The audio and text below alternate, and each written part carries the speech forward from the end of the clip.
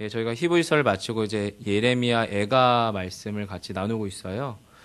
예레미야 애가에 대한 아마 설명들은 목사님들을 통해서 좀 들으셨을 것 같고, 또 오늘 본문 3장 1절로부터 3장 마지막까지의 전체적인 설명도 어쩌면 아마 내일 저희 조 목사님께서 해주실 것 같아요.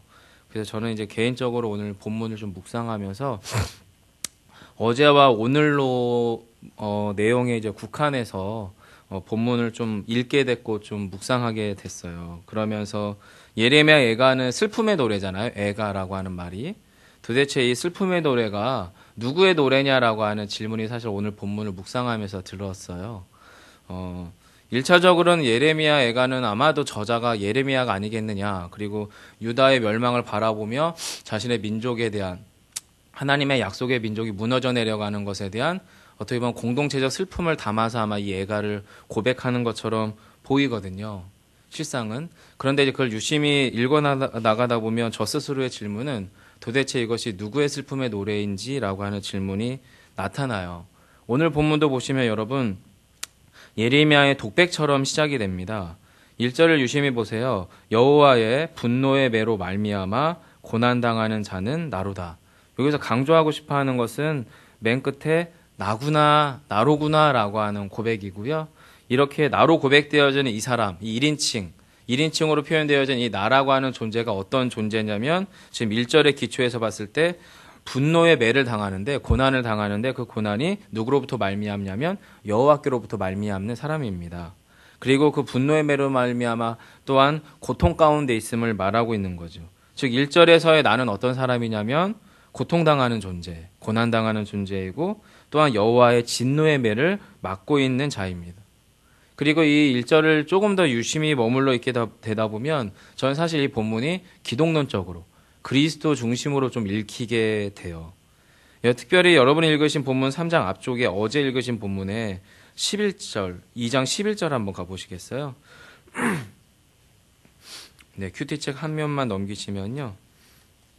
2장 11절 좀 같이 한번 읽어보겠습니다. 함께합니다. 시작. 내 눈이 눈물에 상하며 내 창자가 끊어지며 내 간이 땅에 쏟아졌으니 이는 딸 내 백성이 패망하여 어린 자녀와 정먹는 아이들이 성읍 길거리에서 기절함이로다. 예, 물론 이것은 이제 예레미야의 시선입니다. 예레미야가 자신의 멸망당하는 유다 그리고 예루살렘 성읍이 무너져 내려가고 그 무너져 내려가는 성읍 가운데에서 가장 연약한 자인 여자들과 아이들이 얼마나 처참하게 망가져가고 지금 죽어가고 있는지를 눈으로 목도하고 있어요. 그래서 실제 책 안에서의 저자는 예레미야처럼 보여요. 화자는, 말하는 사람도.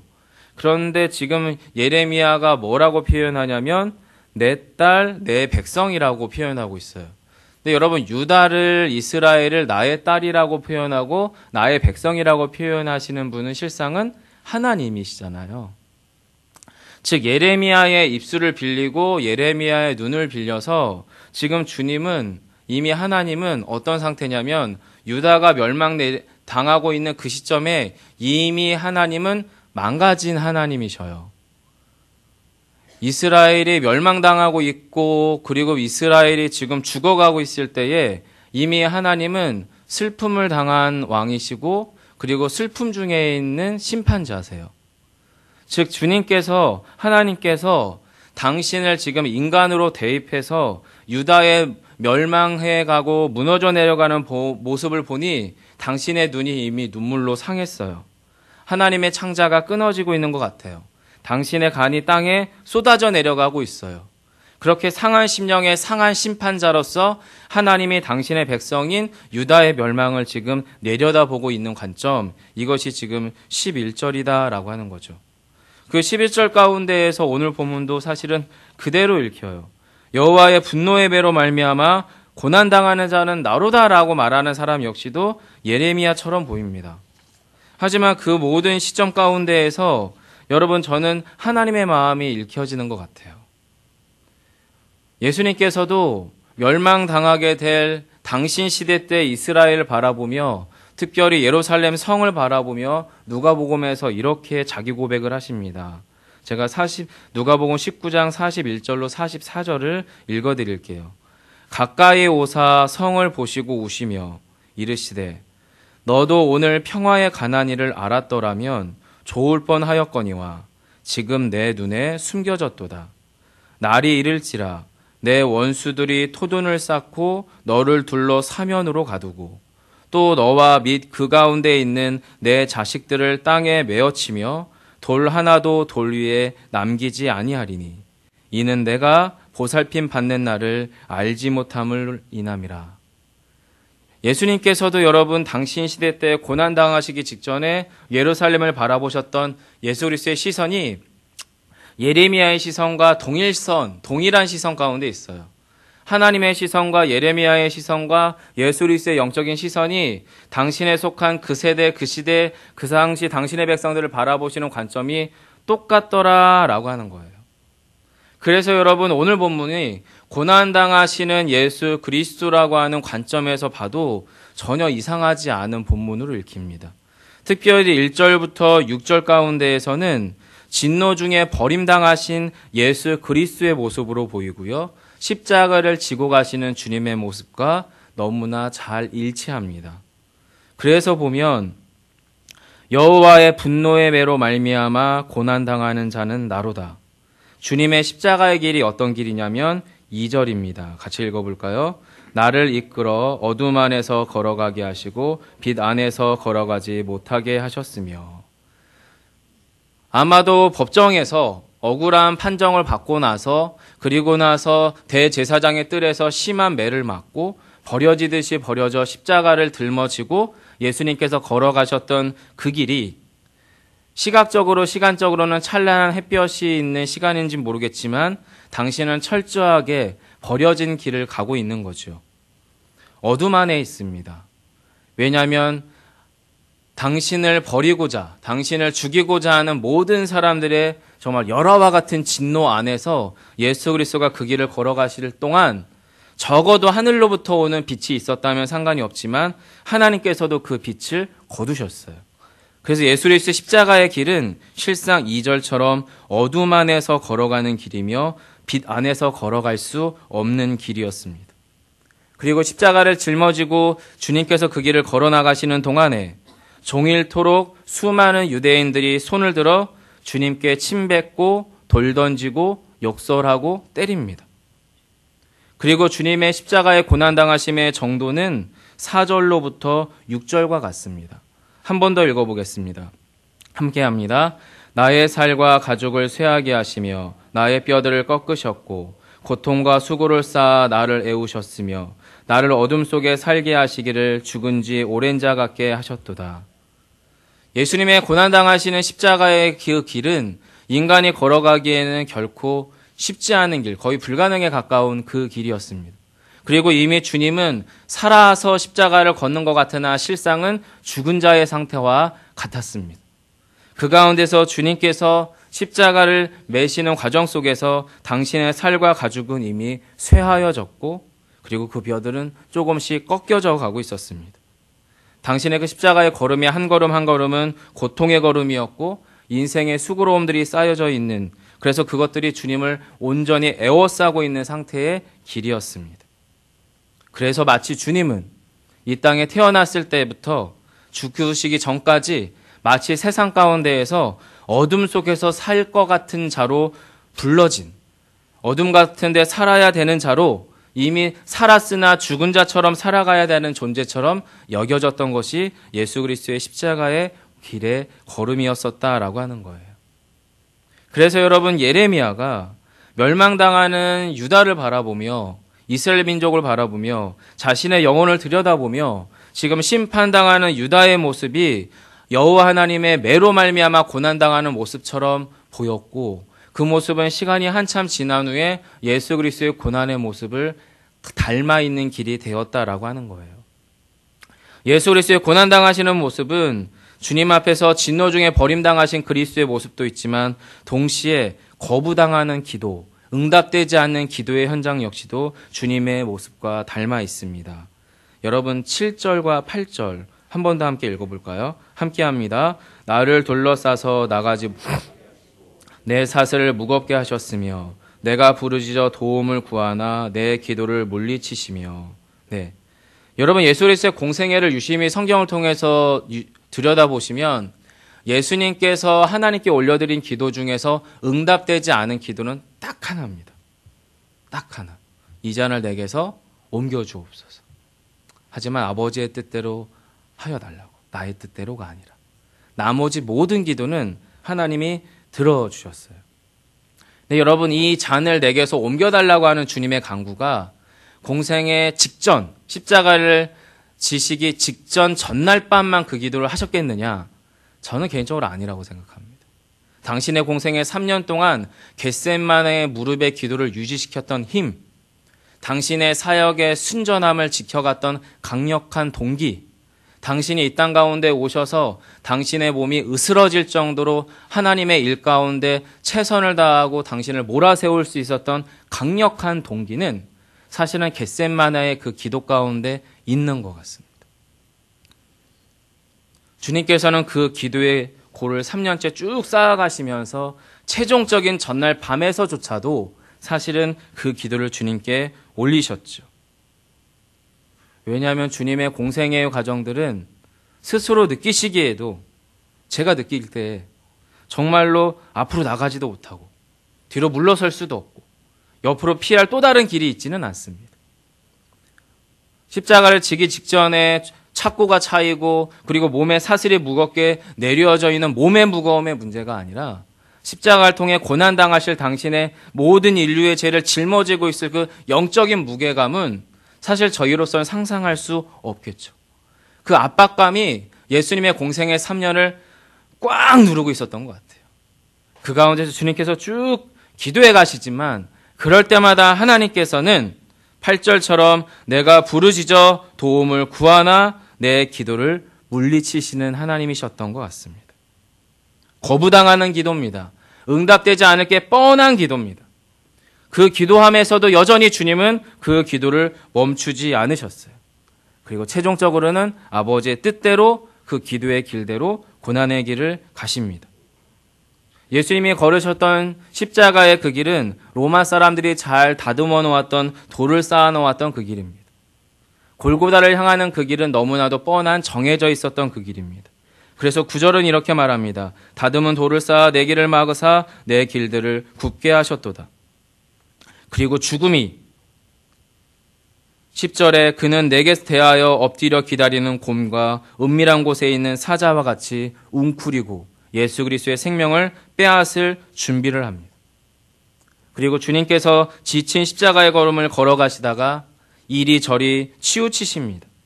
11절이죠. 나의 길들로 치우치게 하시며 내 몸을 찢으시며 나를 적막하게 하셨도다.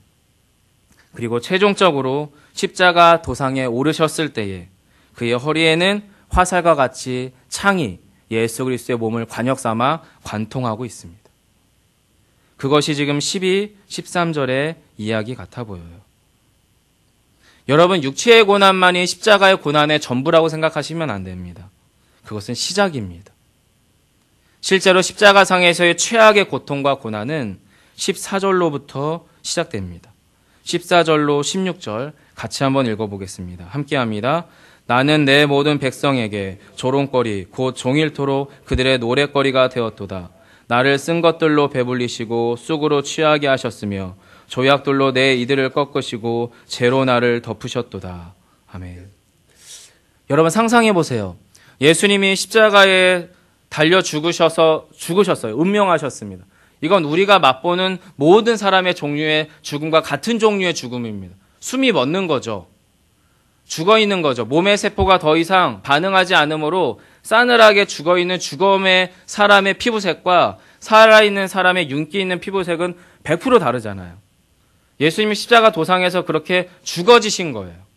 그리고 그것을 그의 원수되었던 자들이 십자가를 올려다보며 자신들의 승리감에 고치에서 그 밤에 노래했겠죠. 자신들의 승리를, 자신들의 예수 그리스도보다 훨씬 우월한 존재였던 것을, 예수님도 알고 보면 별 보잘것없는 인간에 불과했던 것을, 그저 사람들을 현혹시키는 가짜 사도에 불과했던 것처럼 예수님의 원수들은 그렇게 그날 밤 자신들의 승리를 자축하며 노래했을지 모릅니다. 그리고 십자가 아래에서 그들의 우미나 정책 가운데에서 그들의 종교적 지배 논리 가운데에서 영적인 자의식이 전혀 없는 이 어리석은 이스라엘 백성들 역시도 그들의 논리에 놀아나며 예수 그리스도를 조롱거리 삼습니다. 노랫말 삼습니다. 그들의 정말로 입에서 오르내리는 여러 가지 이야기거리를 삼는다라고 하는 거죠. 예수님은 그 가운데서 고통당하심으로 말미암아 쑥물과 같은, 그리고 정말 담즙과 같은, 쓸개즙과 같은 그런 것들을 취하면서 그것을 거부하시는 십자가 도상의 이야기 또한 여러분은 잘 아십니다. 예레미야는 지금 그 얘기를 하고 있어요. 자신의 멸망당하는 이스라엘이, 자신의 유다 민족들이 자신이 눈으로 바라보아지고 있는 지금 무너져 내려가는 유다 백성들의 무너짐의 모습들이 지금 14절과 16절처럼 쓰디쓰다라고 하는 거예요. 이 멸망당한 유다의 이 조롱거리와 같은 노랫말처럼 무너져 내려가는 이 모습이 얼마나 참담한지를 예레미야는 노래합니다. 그리고 이것은 정확하게 시간이 지나서 예수 그리스도 십자가의 도상의 이야기와 겹쳐지게 되지요. 그때에 예레미야가 이렇게 고백합니다. 17, 18절입니다. 마지막으로 함께 읽어보겠습니다. 주께서 내 심령이 평강에서 멀리 떠나게 하시니 내가 복을 내어버렸으며 스스로 이르기를 나의 힘과 여호와께 대한 내 소망이 끊어졌다 하였도다. 아멘.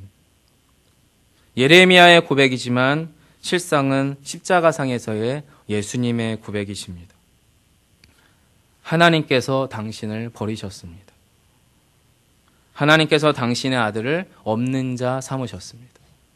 이 세상에서 나지 않았으면 좋았을 자 삼으셨습니다.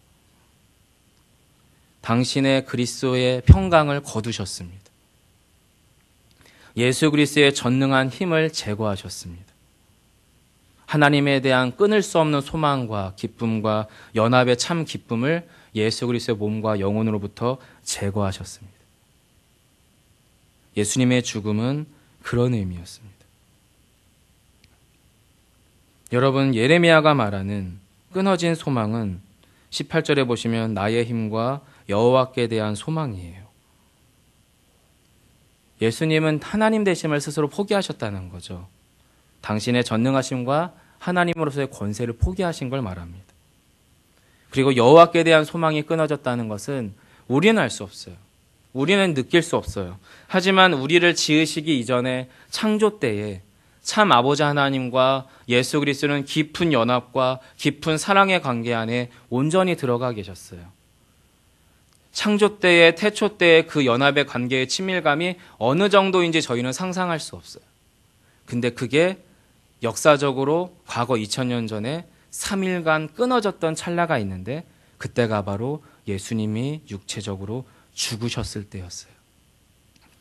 그 공포는, 그 죽음의 단절은 우리도 경험하지 못했지만 예수님도 경험해 보지 못했던 죽음이었습니다.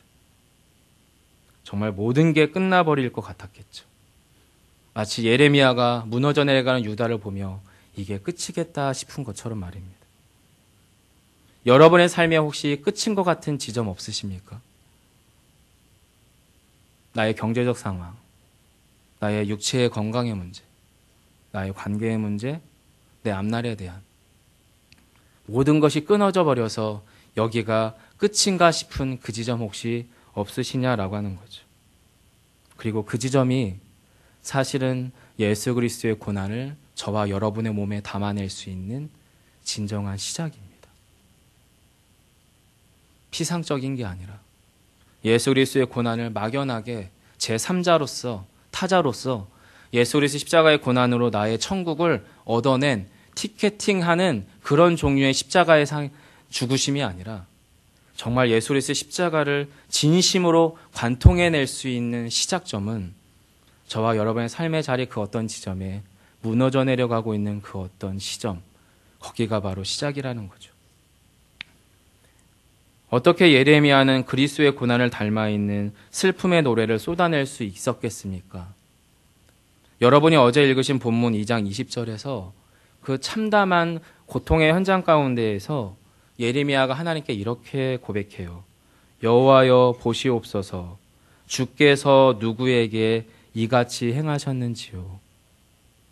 얼핏 봐서는 하나님이 당신의 백성 이스라엘에게 그것을 행한 것 같아 보여요. 그래서 하나님은 두렵고 떨리는 심판자세요. 매정한 아버지세요.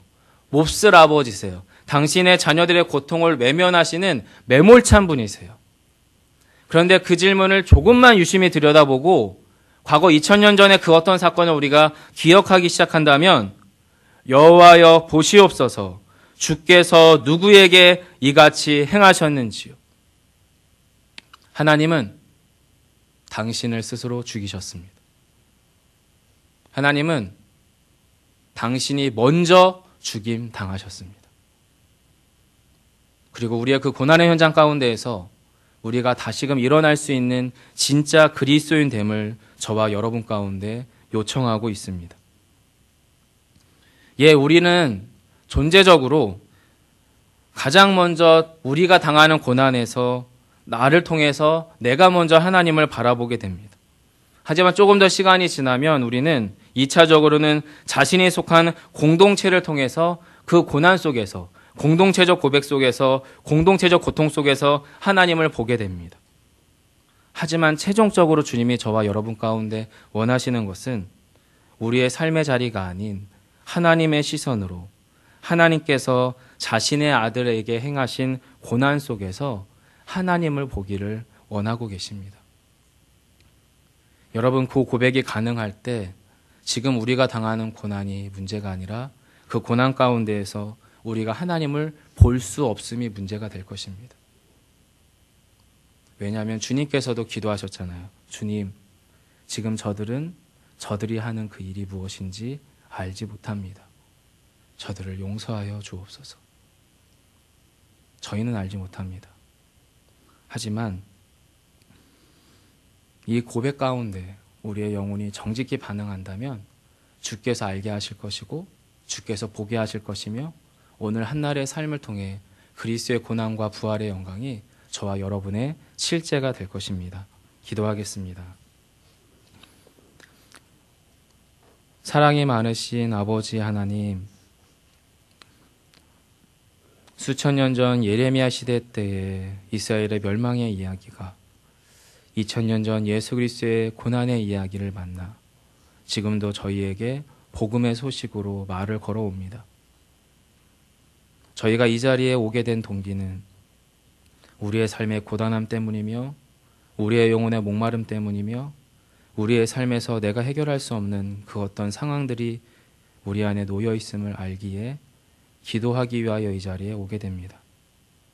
하지만 실상 그 모든 시간들을 하나님의 시선으로 온전히 들여다보면 수천 년 전 우리를 사랑하신 주님께서 십자가상에서 이루신 그 구원의 은혜로 말미암아 하나님만이 나의 영혼의 주인이시며 예수 그리스도만이 나의 참된 구주시며 하나님만이 나의 모든 것을 친히 아심으로 내가 현재 당하는 고난을 그리스도의 고난에 채워 넣음으로 말미암아 그리스도와 함께 죽고 그리스도와 함께 살기 위한 십자가의 참 죽음과 부활의 참 소망을 우리에게 주시고자 이곳에 부르심을 기억합니다. 주여, 우리로 하여금 다시금 십자가에 서신 예수 그리스도를 온전히 바라보며 주의 은혜를 전심으로 진실로 구할 수 있는 저희 모두가 되게 하여 주옵소서. 예수님 이름으로 기도합니다. 아멘. 하늘에 계신 우리 아버지여,